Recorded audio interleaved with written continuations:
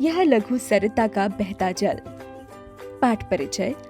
कवि ने प्रस्तुत कविता में नदी के स्वरूप का बड़े सुंदर ढंग से वर्णन किया है।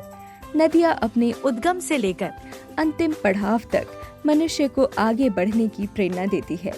इस कविता को पढ़कर प्राकृतिक सुंदरता का आनंद तो मिलता ही है, साथ ही मानव के लिए संदेश है कि वह सदैव कर्मठ रहे।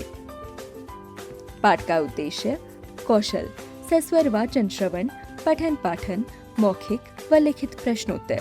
पाठ से आगे चिंतन और मनन। व्याकरणिक वाक्यांश के लिए एक शब्द, पर्यायवाची शब्द युग्म, विलोम, विशेषण शब्दों से वाक्य बनाना।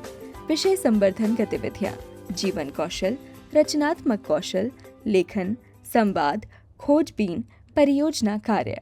शिक्षा, हमें नदियों को प्रदूषित नहीं करना चाहिए। यह लघु सरिता का बहता जल कितना शीतल, कितना निर्मल, हिमगिरी के हिम से निकल निकल यह विमल दूध सा हिम का जल, कर कर निनाद, कल कल छल छल, बहता आता नीचे पल पल, तन का चंचल मन का विह्वल, यह लघु सरिता का बहता जल।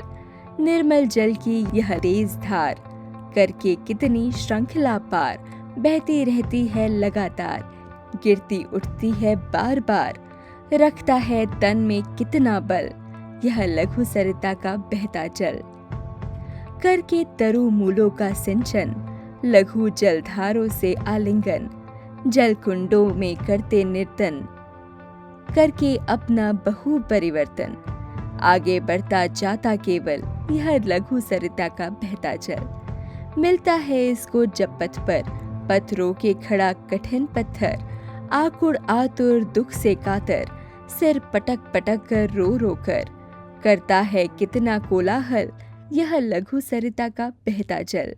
हिम के पत्थर वे पिघल पिघल, बन गए धरा के वारी विमल, सुख पाता जिससे पथिक विकल, पी पी कर अंजलि भर मृदु जल।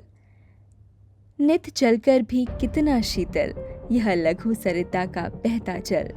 कितना कोमल, कितना वित्सल, जननी का वह अंतःस्थल, जिसका वह शीतल करुणा जल, बहता रहता युग युग अविरल।